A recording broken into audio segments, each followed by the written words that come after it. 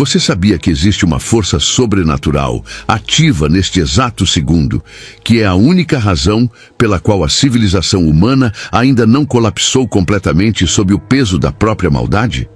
Muitas vezes olhamos para as manchetes, vemos guerras, corrupção e crises morais, e temos a sensação de que o mundo está à deriva. Mas a verdade revelada nas Escrituras é ainda mais impactante. O mal absoluto já está pronto para se manifestar. O cenário global está perfeitamente montado, mas o protagonista da perdição está sendo impedido de entrar no palco por uma barreira divina. Há um detentor, uma resistência invisível, que segura a fúria do mistério da iniquidade, da mesma forma que uma represa segura uma inundação devastadora. Se essa restrição fosse removida hoje, o que chamamos de tempos difíceis se tornaria uma memória saudosa diante do terror que tomaria conta do planeta em questão de horas, pois o que está em jogo não é apenas política ou sociedade, mas um cabo de guerra espiritual onde uma entidade misteriosa mantém o próprio inferno em espera.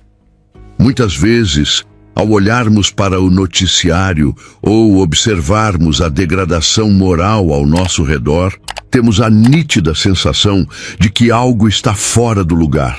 como se uma pressão invisível estivesse empurrando a humanidade para um abismo inevitável. E essa percepção não é fruto da nossa imaginação, mas sim uma realidade espiritual, descrita com precisão assustadora nas Escrituras Sagradas. O apóstolo Paulo, em sua segunda carta aos Tessalonicenses, capítulo 2, versículo 7, nos alerta que o mistério da injustiça já opera. Uma verdade que ecoa através dos séculos e chega até nós com uma urgência palpável, revelando que o mal não é apenas uma ausência de bem,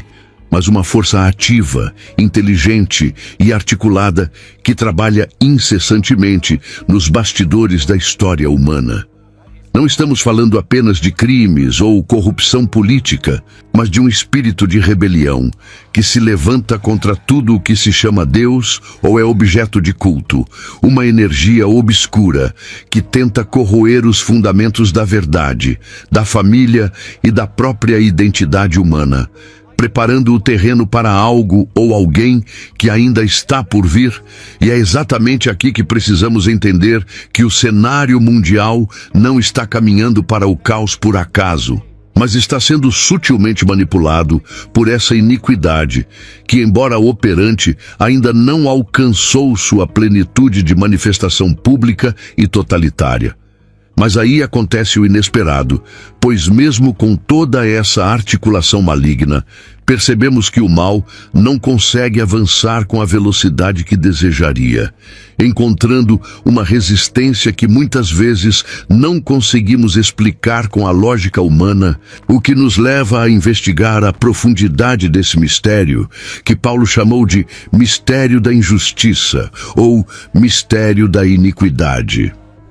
Essa operação silenciosa é como uma correnteza subterrânea que tenta minar as bases da sociedade, introduzindo conceitos que relativizam a verdade absoluta de Deus, transformando o pecado em algo culturalmente aceitável e até celebrado, numa tentativa de insensibilizar a consciência coletiva para que, quando a personificação desse mal finalmente surgir, ele não seja rejeitado, mas aclamado como um libertador ou um gênio da nova era. O que vemos hoje é um ensaio, uma preparação de palco onde as luzes estão sendo ajustadas e o cenário está sendo montado. E essa força maligna atua nas ideologias, nas leis que invertem valores naturais e na frieza do amor de muitos, cumprindo o que foi dito em Mateus capítulo 24, versículo 12, sobre o aumento da iniquidade esfriando o amor. Mas ainda assim,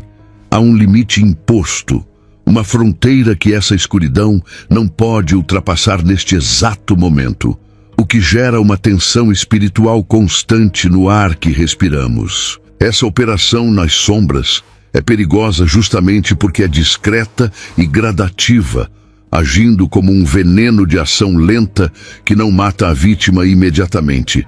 mas a enfraquece dia após dia até que ela não tenha mais forças para resistir ao golpe final. E é fundamental compreender que Satanás não tem pressa, pois ele tem um plano bem arquitetado que vem sendo executado desde a queda do homem no Jardim do Éden. Ele sabe que não pode simplesmente apresentar o anticristo em um mundo que ainda retém resquícios do temor a Deus, ou que ainda possui instituições fortes que protegem a liberdade e a vida. Por isso, ele trabalha na desconstrução, no que podemos chamar de desfazer a mentalidade que valoriza o sagrado, criando uma geração que está misturada com tudo e que, por não ter raízes profundas, será levada por qualquer vento de doutrina e aceitará a mentira como se fosse verdade. Estamos vivendo dias em que o discernimento espiritual é a nossa maior arma, pois o mistério da iniquidade não se apresenta com chifres e aparência monstruosa, mas muitas vezes vem disfarçado de progresso, de falsa tolerância e de soluções humanitárias que excluem o Criador da equação. E enquanto essa força empurra a porta para entrar, do outro lado existe uma barreira sobrenatural que a mantém fechada, criando um impasse cósmico que está prestes a ser resolvido de uma forma que a humanidade jamais presenciou. Diante desse cenário de pressão crescente, surge a pergunta inevitável que tem desafiado teólogos e estudiosos por 2000 anos. Quem ou o que possui poder suficiente para segurar a fúria total de Satanás e impedir que o homem do pecado se revele antes do tempo determinado? A resposta reside na mesma passagem de 2 Tessalonicenses capítulo 2, onde é dito que há aquele que o detém, uma figura ou força com autoridade suprema capaz de colocar um freio na agenda do inferno. E ao analisarmos as Escrituras, entendemos que nenhum anjo, governo humano ou sistema político teria a capacidade intrínseca de barrar o avanço do mal absoluto, pois o mundo inteiro jaz no maligno, conforme nos ensina 1 João, capítulo 5, versículo 19. A conclusão mais robusta e teologicamente coerente é que somente Deus tem poder sobre o diabo, e especificamente essa função de restrição é exercida pela terceira pessoa da Trindade, o Espírito Santo, que atua na terra com uma onipotência silenciosa, agindo como uma represa gigantesca que segura as águas turbulentas da iniquidade, impedindo que elas inundem o mundo com uma destruição prematura e total. Só que havia um problema escondido nessa compreensão para muitos, que é a dificuldade de entender como o Espírito Santo pode sair se ele é onipresente, ou seja, se ele está em todo lugar ao mesmo tempo. Mas precisamos desfazer essa confusão, entendendo que a Bíblia fala de uma mudança de ofício, uma mudança na forma como ele atua, e não de sua ausência absoluta. Assim como no Antigo Testamento o Espírito vinha sobre pessoas específicas para tarefas específicas, na Era da Graça ele habita na Igreja e atua como o agente que convence o mundo do pecado, da justiça e do juízo. Conforme Jesus explicou em João, capítulo 16, versículo 8, exercendo uma influência santificadora que preserva a sociedade da decomposição total. O Espírito Santo é o freio de mão, puxado na descida da história humana, e é a sua presença poderosa que impede que os governos se tornem totalmente bestiais, que a anarquia domine as ruas completamente e que o anticristo assuma sua cadeira de autoridade global.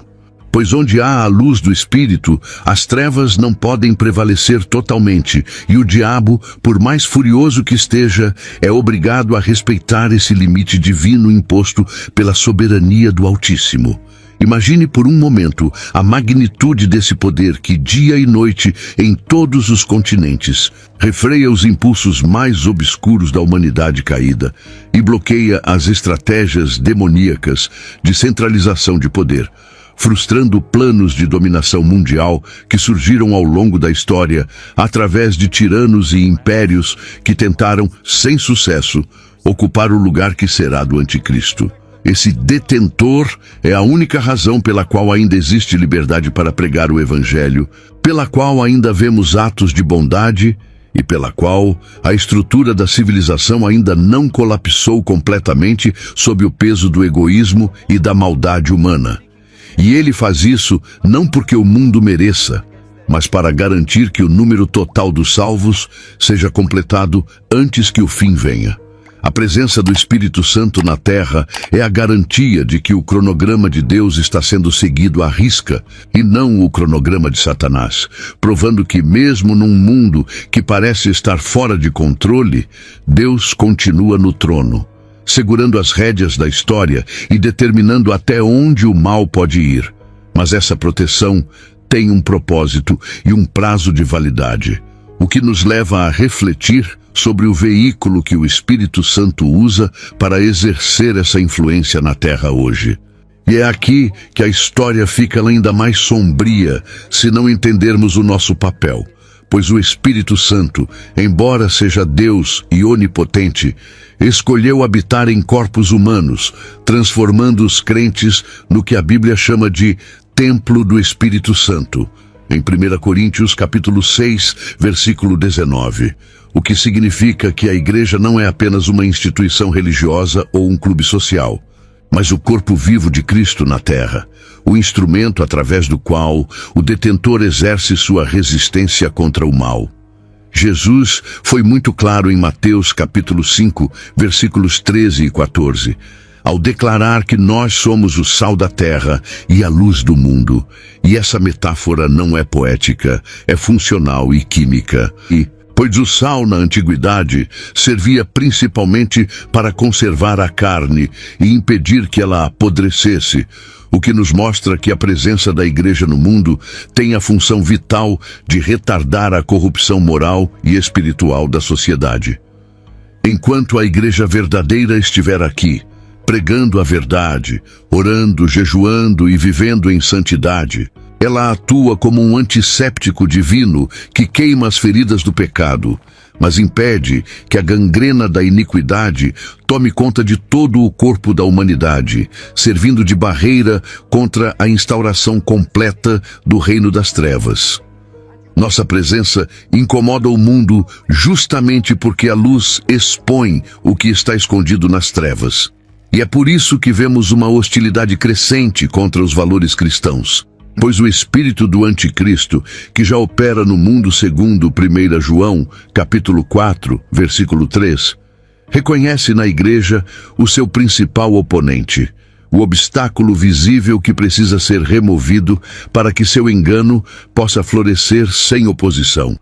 Cada oração feita por um justo, cada culto celebrado em verdade, cada ato de amor cristão e cada defesa da verdade bíblica é um golpe direto nas trevas, uma forma de resistência que mantém a porta fechada para o homem do pecado.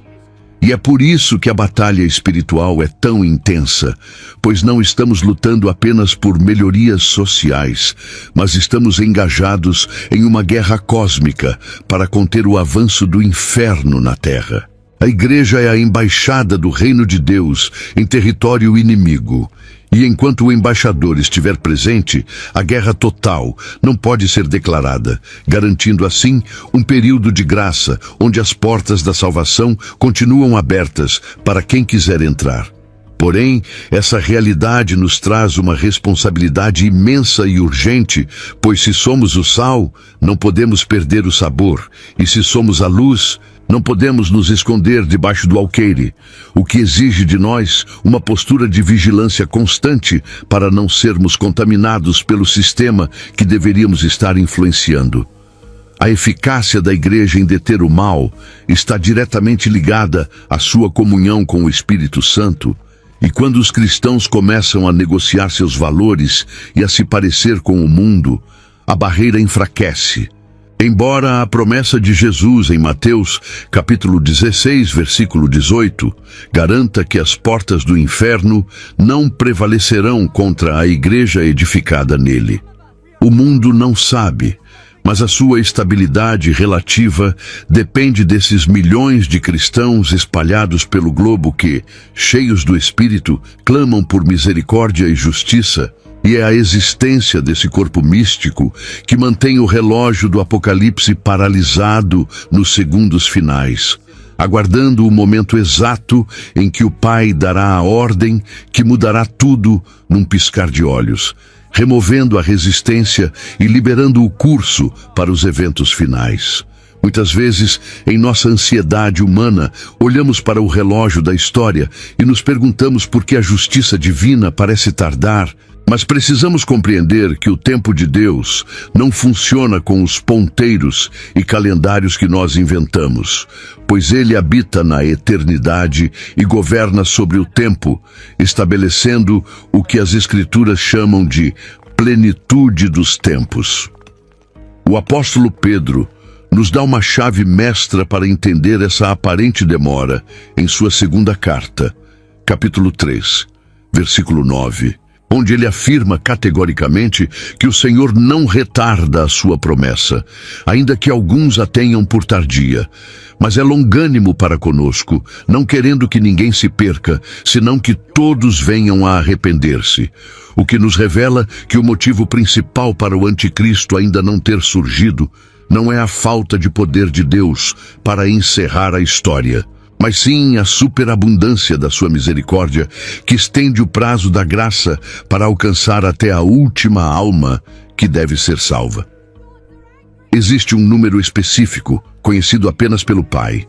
que precisa ser completado para compor a plenitude dos gentios, mencionada em Romanos capítulo 11, versículo 25. E enquanto esse último indivíduo não entregar sua vida a Cristo, o relógio do fim permanece pausado num compasso de espera divino, segurando a catástrofe global por amor aos eleitos que ainda não nasceram ou não se converteram. Mas Deus ainda não tinha dito a última palavra sobre como esse tempo deve ser aproveitado, pois o atraso no juízo não significa indiferença ao pecado, e sim uma oportunidade estratégica que está sendo dada à humanidade para escolher o seu lado antes que a porta da arca se feche definitivamente. Toda a história bíblica nos mostra que Deus sempre avisa antes de julgar,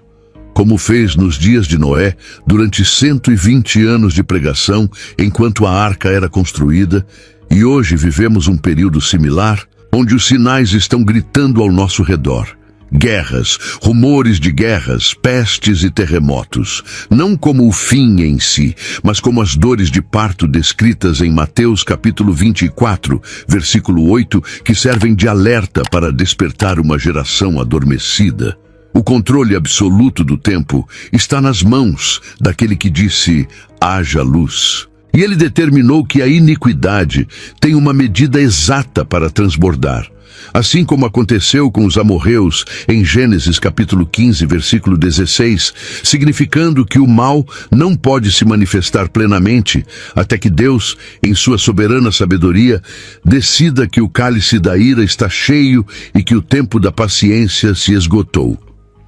Essa gestão divina do tempo é, na verdade, um ato de proteção, pois se o anticristo aparecesse hoje, com a igreja ainda aqui e o Espírito Santo atuando como restritor, haveria um colapso lógico no plano profético, já que o propósito da grande tribulação é tratar com Israel e julgar as nações incrédulas, um cenário que exige a retirada prévia da embaixada celestial. Portanto, cada dia que amanhece sem o surgimento desse líder mundial não é um sinal de que a profecia falhou,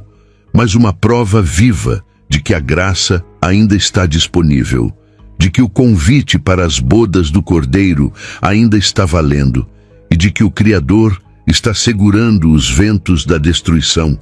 para permitir que você, sua família e seus amigos tenham a chance de escapar da ira vindoura.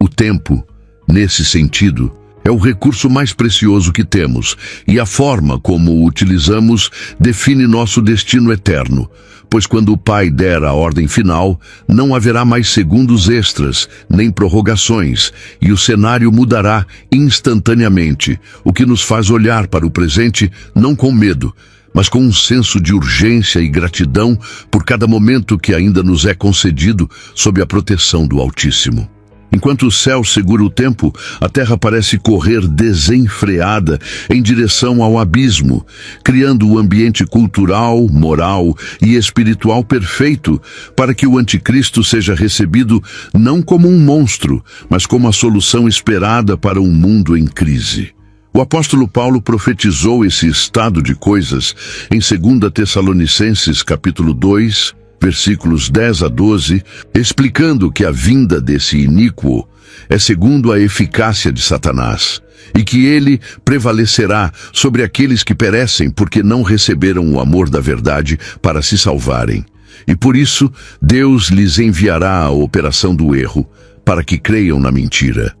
Isso nos mostra que o terreno para o surgimento da besta está sendo adubado pela rejeição sistemática da verdade absoluta, onde a sociedade moderna não apenas tolera o pecado, mas o institucionaliza, inverte os valores naturais e persegue quem ousa dizer que existe certo e errado, criando uma mentalidade coletiva que está, como dizemos hoje, misturada com tudo, sem fronteiras morais claras, pronta para aceitar qualquer líder que prometa paz, segurança e liberdade irrestrita para satisfazer os desejos da carne. E é aqui que a história fica ainda mais sombria, porque não se trata apenas de pessoas se comportando mal, mas de uma cegueira espiritual judicial, onde a insistência em rejeitar a luz de Deus faz com que a própria capacidade de discernir a verdade seja retirada,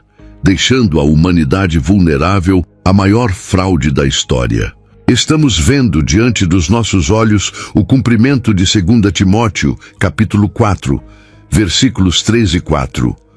onde é dito que viria um tempo em que os homens não suportariam a sã doutrina, mas cercar-se-iam de mestres segundo as suas próprias cobiças, desviando os ouvidos da verdade e voltando-se às fábulas, o que explica perfeitamente o surgimento de ideologias que negam a biologia, que reescrevem a história e que transformam vilões em heróis. Essa preparação do caminho envolve o desmantelamento das estruturas que tradicionalmente ofereciam segurança e identidade, como a família tradicional e a fé cristã, deixando o indivíduo vazio, solitário e desesperado por pertencimento, tornando-o a presa ideal para um líder carismático que virá com um discurso unificador, prometendo preencher esse vazio com uma nova ordem mundial baseada no humanismo e na adoração do próprio homem.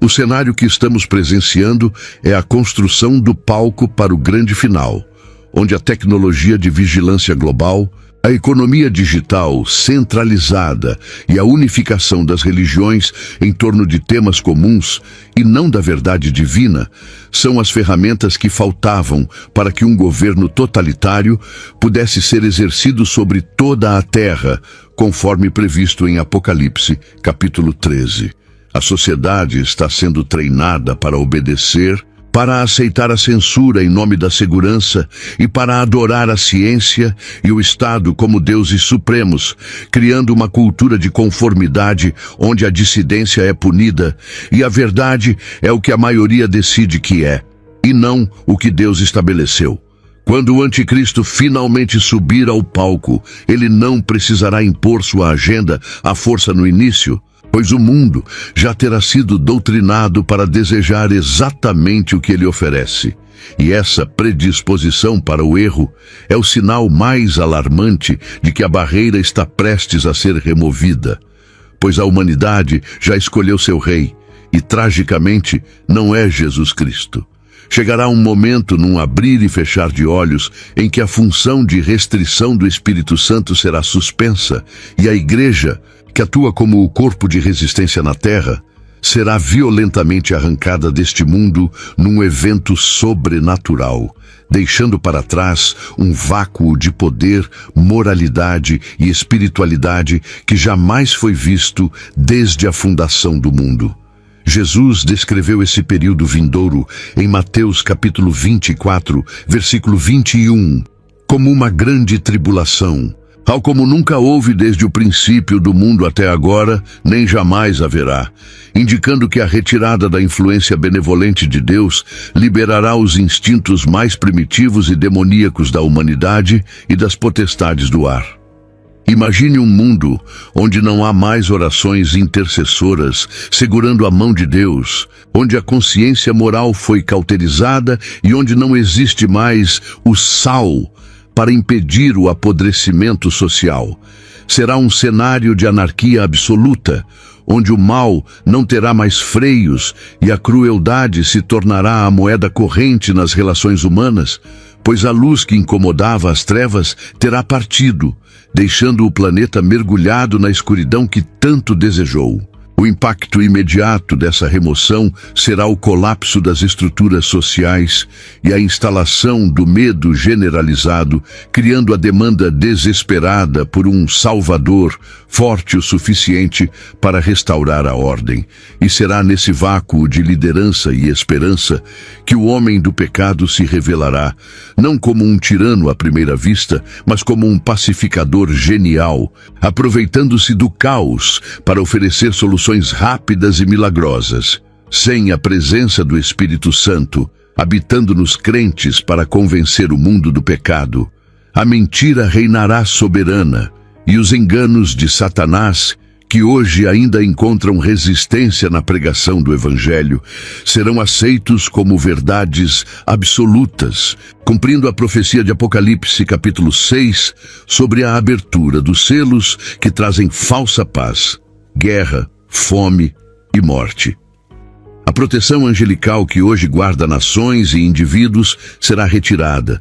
deixando a humanidade exposta à fúria de um diabo que sabe que tem pouco tempo, conforme Apocalipse capítulo 12, versículo 12, resultando em uma explosão de ocultismo, violência e perseguição contra qualquer um que ouse questionar o novo sistema estabelecido. Este momento marcará a transição mais terrível da história humana, onde a porta da graça, que esteve escancarada por 2000 anos, se fechará para a dispensação da Igreja. E aqueles que ficaram para trás terão que enfrentar a realidade nua e crua de um mundo governado diretamente pelo inferno,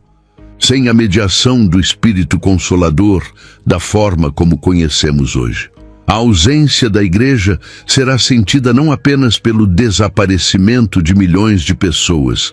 mas pela súbita frieza que tomará conta da terra, pois o amor, a compaixão e a bondade, que são frutos do Espírito, se tornarão relíquias raras em uma sociedade voltada para a sobrevivência a qualquer custo e para a adoração da besta. Tudo o que impede o caos hoje, as leis, a moral, a família, a decência, começará a desmoronar rapidamente, como um prédio cujas colunas de sustentação foram dinamitadas, provando dolorosamente ao homem que a civilização nunca foi uma conquista humana, mas uma dádiva da graça comum de Deus, que uma vez retirada, revela a verdadeira natureza bestial de uma humanidade afastada do seu Criador. Com a barreira removida e o palco livre, o que se segue é o cumprimento literal da profecia de 2 Tessalonicenses, capítulo 2, versículo 8,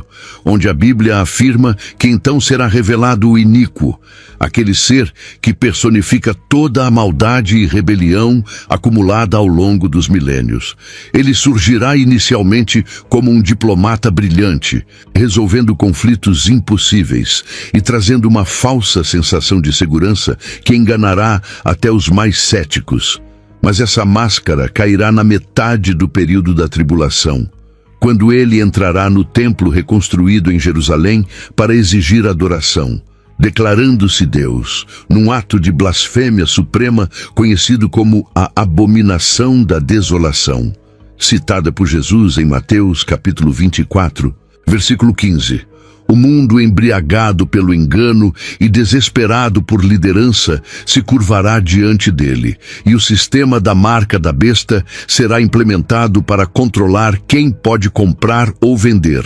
criando uma tirania absoluta onde a fidelidade ao sistema vale mais que a própria vida humana. E parecerá, por um breve momento, que as trevas venceram definitivamente, que o plano de redenção falhou e que o mal estabeleceu seu trono eterno na terra, consolidando o reino que Satanás sempre cobiçou, desde que disse: subirei aos céus, em Isaías, capítulo 14.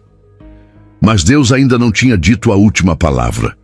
E a arrogância do anticristo será justamente a causa da sua ruína repentina, pois o texto sagrado nos garante que o Senhor Jesus o matará com o sopro da sua boca e o destruirá pela manifestação da sua vinda. Não haverá uma luta prolongada, nem uma batalha equilibrada como nos filmes de Hollywood, onde o bem e o mal têm forças iguais. A simples presença gloriosa de Cristo, retornando aos céus, rasgará a escuridão e desintegrará o poderio da besta, provando que toda a força do inferno não é páreo para um único suspiro do Rei dos Reis. Em Apocalipse capítulo 19, versículos 11 a 21, vemos a descrição majestosa desse momento, onde o céu se abre e aparece um cavalo branco, e o seu cavaleiro se chama Fiel e Verdadeiro, que vem para julgar e pelejar com justiça, seguido pelos exércitos celestiais. E é nesse instante que o governo mundial do anticristo, que parecia indestrutível, desmorona como um castelo de cartas diante do furacão da justiça divina. As nações que se aliaram a ele para guerrear contra o Cordeiro no Vale do Armagedon descobrirão, tarde demais, que estavam lutando contra o próprio Criador do Universo, e a derrota será total, humilhante e definitiva, lançando a besta e o falso profeta vivos no lago de fogo e enxofre. O desfecho dessa história cósmica nos coloca diante de uma escolha urgente e intransferível hoje, enquanto o detentor ainda está operando e a porta da graça permanece aberta. Saber que o mal tem um tempo limitado e um fim decretado não deve nos causar pânico, mas sim nos impulsionar a alinhar nossas vidas com o vencedor antes que o combate comece, pois não haverá neutralidade no dia final. Ou estaremos voltando com Cristo em glória, ou estaremos no alvo do seu julgamento aqui na terra. A profecia bíblica não foi dada para satisfazer nossa curiosidade sobre o futuro, mas para transformar nossa conduta no presente, nos alertando que o cenário está pronto, os atores estão se posicionando e o Espírito Santo está prestes a concluir sua missão de retenção, o que significa que o tempo de buscar a Deus não é amanhã, nem na próxima semana, mas agora, enquanto o convite ainda ecoa. Olhar para o mundo e ver os sinais se cumprindo deve gerar em nós um temor reverente e uma paixão por resgatar aqueles que ainda estão cegos, pois a qualquer momento o som da trombeta pode romper os céus. E a única segurança real que teremos será estarmos escondidos em Cristo, prontos para ver o triunfo definitivo da luz sobre as trevas e participarmos do reino que jamais terá fim. Diante de tempos que exigem tanto discernimento, não podemos caminhar sozinhos. Este canal é um ponto de reunião para quem leva a sério as Escrituras e não aceita ser confundido pelo espírito da época. Convido você a se juntar a esta vigília. Inscreva-se agora para fortalecer nossa voz e compartilhe esta mensagem com quem precisa despertar. E eu gostaria muito de ler a sua opinião aqui embaixo. Com a sua experiência de vida, você sente que essa pressão espiritual tem aumentado nos últimos anos? Vamos conversar sobre isso.